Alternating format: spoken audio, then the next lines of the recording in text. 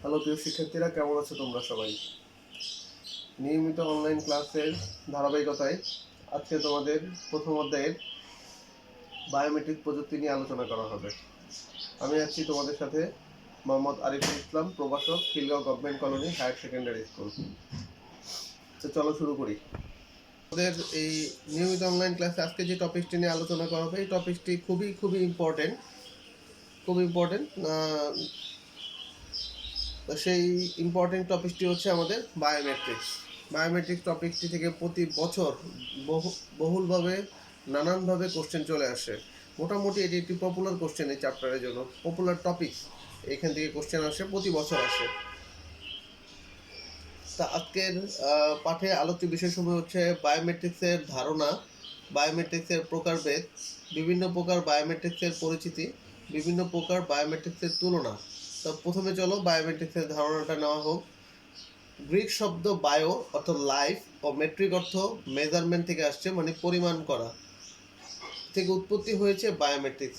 Biometrics হলো এমন একটি প্রযুক্তি যেখানে কোনো ব্যক্তির দেহের গঠন এবং আচরণগত বৈশিষ্ট্যের উপর ভিত্তি করে তাকে অদ্বিতীয়ভাবে চিহ্নিত বা শনাক্ত করা হয়। এই পৃথিবীতে প্রতিটা মানুষই ইউনিক। কেন জানো? প্রতিটা মানুষই ইউনিক হওয়ার পিছনে কারণ হচ্ছে যে প্রত্যেকটা মানুষের একটি স্বতন্ত্র বৈশিষ্ট্য আছে, যা একটি মানুষের সাথে অন্য মানুষের কখনোই মিলে না। ঠিক আছে?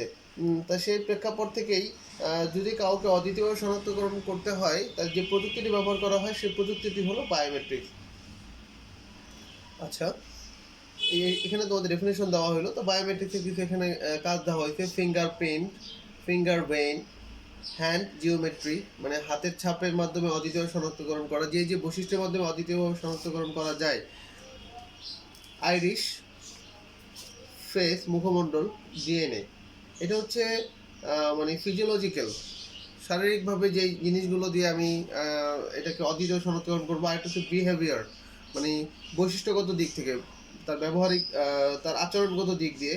কি স্ট্রোক, টাইপিং স্ট্রোক, তারপর হচ্ছে সিগনেচার, আর একটা হচ্ছে ভয়েস। এটা দিয়েও মানুষকে মোটামুটি অদ্বিতীয়ভাবে শনাক্তকরণ করা যায়। বায়োমেট্রিক্সের কাজ, বায়োমেট্রিক্সের প্রযুক্তি কোনো ব্যক্তির শনাক্তকরণ ও তার সত্যাসত্য নির্ধারণ কাজে ব্যবহার করা হয়। মূলত দুইটা কাজে, একটি হচ্ছে আইডেন্টিফিকেশন আর একটি হচ্ছে ভেরিফিকেশন। এই দুইটি কাজে বায়োমেট্রিককে ব্যবহার করা হয়। বায়োমেট্রিক্সের প্রকারভেদ। দেহের গঠন ও আচরণগত বৈশিষ্ট্যের উপর ভিত্তি করে বায়োমেট্রিক পদ্ধতি বিভিন্ন প্রকার হতে পারে। তো একটু আগে সেটা নিয়ে তোমাদের একটা মানে পিকচার সহ আলোচনা করা হয়েছিল। দেহের গঠন ও শারীরবৃত্তীয় বৈশিষ্ট্য বায়োমেট্রিক হচ্ছে fingerprint, finger vein, hand geometry, iris বা retina scan, face recognition, DNA. আর আচরণগত বৈশিষ্ট্যের বায়োমেট্রিক পদ্ধতি হলো voice recognition, signature verification, typing, key stroke.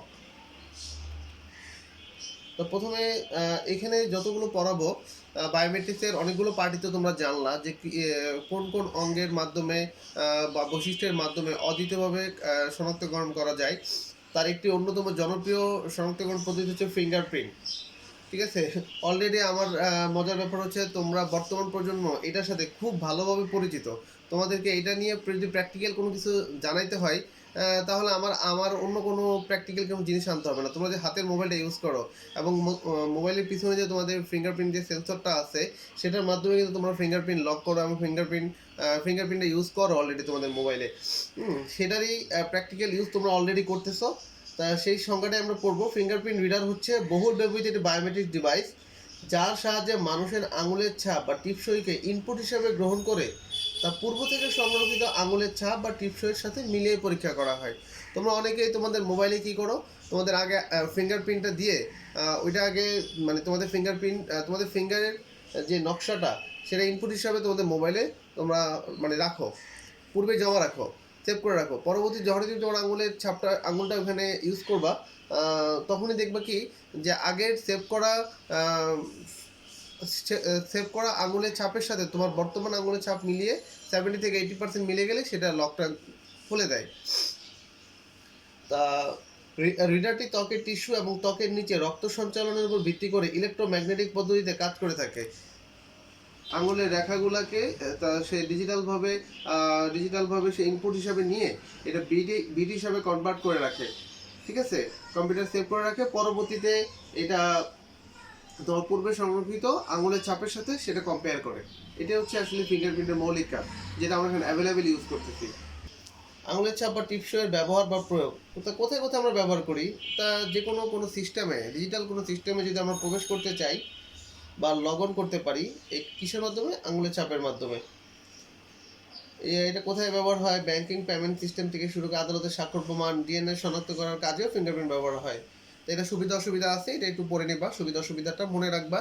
প্রতি বছর বায়োমেট্রিক্সের যতগুলো পড়াবো তার মধ্যে অন্যতম ফিঙ্গারপ্রিন্ট আর আইরিশ স্ক্যান নিয়ে বেশি কোশ্চেন হয়। আর বর্তমানে নতুন একটি টেকনোলজি চলে আসছে, আঙুলের শিরা বা ফিঙ্গার ভেইন। তোমার আঙুলের শিরার ভিতরে যে রক্ত চলাচল হয়, হিমোগ্লোবিনের একটা প্যাটার্ন আছে। মাঝে যেই হিমোগ্লোবিনের যে চলাচল হয় সেটার একটি প্যাটার্ন আছে।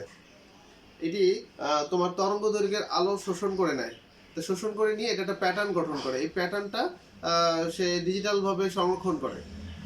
ঠিক আছে, তা এটা এখন বর্তমানে নতুন একটি টেকনোলজি। আঙুলের ত্বকের নিচের রক্ত পরিবাহী শিরা, উপশিরার অবস্থান, গঠন, অন্যান্য নির্দেশগুলির প্যাটার্নের উপর ভিত্তি করে ব্যক্তি শনাক্তকরণ করা হয়। সে পদ্ধতিকে ফিঙ্গার ভেইন শনাক্তকরণ পদ্ধতি বলা হয়। এটার পুরো সিস্টেমটা বলা আছে যে রক্তের হিমোগ্লোবিন নিকটবর্তী ইনফ্রারেড আলো শোষণ করায় সিসিডি ক্যামেরা শিরা সিস্টেমকে লাইনের গাঢ় প্যাটার্ন হিসেবে দেখতে পায়। ক্যামেরা ওই প্যাটার্নের ছবিটি রেকর্ড করে এবং এই ডিজিটাল ডেটা সংরক্ষণ করে। ডিজিটালকৃত প্রত্যায়িত ডেটাবেজে পূর্বে নিবন্ধিত চিত্রগুলি তুলনা করে শনাক্তকরণ করার কাজ করা হয়। যেই সিস্টেমটা এখানে দেওয়া আছে, এই পদ্ধতিতে ব্যক্তির আঙুলের স্ক্যান করা হয়। এখানে একটা পিকচার দেওয়া আছে। আর এই পদ্ধতি এখন সবচেয়ে বেশি নিরাপদ বলে মনে করা হয়। এই পদ্ধতির মাধ্যমে বিভিন্ন অ্যাপ্লিকেশনের জন্য ক্রেডিট কার্ড, অটোমোবাইল নিরাপত্তা, প্রতিষ্ঠানের কর্মীদের সময় এবং উপস্থিতি ট্র্যাকিং, স্বয়ংক্রিয় টেলার মেশিনে ব্যবহৃত হয়। তারপর হচ্ছে ফেস রিকগনিশন। মানুষের মুখমণ্ডল শনাক্তকরণ ও ফেস রিকগনিশন সিস্টেম হচ্ছে এক ধরনের কম্পিউটার প্রোগ্রাম যার সাহায্যে মানুষের মুখের গঠন প্রকৃতি পরীক্ষা করে তাকে শনাক্তকরণ করা হয়। মানুষের প্রত্যেকটা মানুষের ফেসের একটা ইউনিক আছে, একটা ইউনিক মানে ব্যতিক্রম। ফেস রিকগনিশনে তোমাদের যে ব্যবহারটা হয় সেটা হচ্ছে যে প্রত্যেকটা মানুষের ফেসের যে ম্যাপটা সেটা সম্পূর্ণ ভিন্ন থাকে। দুইটা চোখের যে দূরত্ব সেটা ইউনিক হয়, নাকের যে দৈর্ঘ্য ব্যাস সেটা ইউনিক হয়। তারপর তোমার যে চোয়ালে যে কৌণিক পরিমাপ থাকে সেটাও ভিন্ন হয়। সেখান থেকেই এই ফেস রিকগনিশনের মাধ্যমে মানুষকে অদ্বিতীয়ভাবে শনাক্তকরণ করা যায়। তো তার পরবর্তী টপিকে চলে যাই, চলো। সন্দেহভাজন ফেস রিকগনিশনের সিস্টেমে ব্যবহার বা প্রয়োগ। সন্দেহভাজন কোনো ব্যক্তিকে শনাক্তকরণে, বিল্ডিং বা কক্ষের প্রবেশদ্বারে পাহারা দেওয়ার কাজে বা কোনো ব্যক্তির আইডি নম্বর শনাক্তকরণে এই পদ্ধতি ব্যবহার করা হয়। তো প্রতিটার সুবিধা অসুবিধা আছে, এটা বইয়ে তোমরা গেলে ভালোভাবে পাবা, ওইখান থেকে পড়ে নেবা। তারপর হচ্ছে হ্যান্ড জিওমেট্রি। হ্যান্ড জিওমেট্রি পদ্ধতিতে বায়োমেট্রিক্স ডিভাইস দ্বারা মানুষের হাতের আকৃতি বা জ্যামিতিক গঠন ও সাইজ নির্ণয়ের মাধ্যমে মানুষের শনাক্তকরণ করা হয়। ডিটেলস বলা আছে। হ্যান্ড জিওমেট্রির ব্যবহার বা প্রয়োগ হচ্ছে এয়ারপোর্টের আগমন নির্গমন নিয়ন্ত্রণ, বিভিন্ন প্রতিষ্ঠানে চাকরিজীবীদের উপস্থিতি নির্ণয়, বিল্ডিং বা কক্ষের প্রবেশদ্বারে ব্যবহার করা হয়। এটা সুবিধা অসুবিধা আছে। তারপর হচ্ছে আইরিশ বা রেটিনা স্ক্যান। একজন মানুষের চোখের আইরিশ বা চোখের তারার দৃশ্যমান রঙিন অংশ অপর কোনো মানুষের চোখের আইরিশ বা প্যাটার্নের সাথে মিলবে না। এটি অদ্বিতীয়, স্থায়ী এবং দৃশ্যমান। সবচেয়ে জনপ্রিয়, অনেক সিকিউর একটি বায়োমেট্রিক্সের একটি অংশ হলো এই আইরিশ বা রেটিনা স্ক্যান। এই পদ্ধতিতে চোখ ও মাথাকে স্থির করে একটি ক্যামেরা সম্পূর্ণ ডিভাইসের সামনে দাঁড়াতে হয়। এতে প্রায় 1 থেকে 10 সেকেন্ড সময় লাগে। এটা কোথায় কোথায় প্রয়োগ হয়? এই পদ্ধতিতে প্রয়োগে পাসপোর্টবিহীনভাবে এক দেশের সীমা অতিক্রম কোনো দেশে গমন করা যেতে পারে। তাছাড়া সরকারি গুরুত্বপূর্ণ প্রতিষ্ঠান, মিলিটারি আর্থিক প্রতিষ্ঠান ইত্যাদিতে শনাক্তকরণ কাজে ব্যবহার করা হয়। ঠিক আছে, এই সুবিধা অসুবিধাটা পড়তে হবে এবং মনে রাখবা তোমাদের প্রথম যেটা পড়াইছিলাম ফিঙ্গারপ্রিন্ট, আর দ্বিতীয় হচ্ছে আইরিশ স্ক্যান। এই দুটি বায়োমেট্রিক প্রযুক্তি খুব ভালোভাবে পড়তে হবে তোমাদেরকে, বিকজ এই দুইটাই পরীক্ষায় ঘুরে ফিরে আসে। বাকিগুলো সম্বন্ধে তোমরা অবশ্যই ধারণা নিবা, মোটামুটি একবার পড়ে রাখবা, রিডিং পড়ে রাখবা। তারপর অন্যান্য আরও অনেক কিছু আছে। আরেকটা হচ্ছে ডিএনএ। কোনো মানুষের দেহকোষ থেকে ডিএনএ আহরণ করার পর তার সাহায্যে কতিপয় পর্যায়ক্রমিক পদ্ধতি অনুসরণে এই মানুষের ডিএনএ ফিঙ্গারপ্রিন্ট তৈরি করা হয় এবং ডিএনএ ফিঙ্গারপ্রিন্টের মুখ্য উপাদান ডিএনএ প্রধানত কোনো অপরাধের স্থান যেমন খুনের স্থল, মানবদের রক্ত, চুল, একবার বা দুবার পরা জামাকাপড় থেকে ডিএনএ সংগ্রহ করা যায় এবং এটি দ্বারা নিশ্চিতভাবে কাউকে শনাক্তকরণ করা হয়, যার ডিএনএ মাধ্যমে পরীক্ষা করলে কোনোভাবে এটা ভুল হওয়ার কোনো সম্ভাবনা নেই, তাকে একদম অদ্বিতীয়ভাবে শনাক্তকরণ করা যাবে। সবচেয়ে সিকিউর যে পদ্ধতি সেটা হচ্ছে ডিএনএ পদ্ধতি।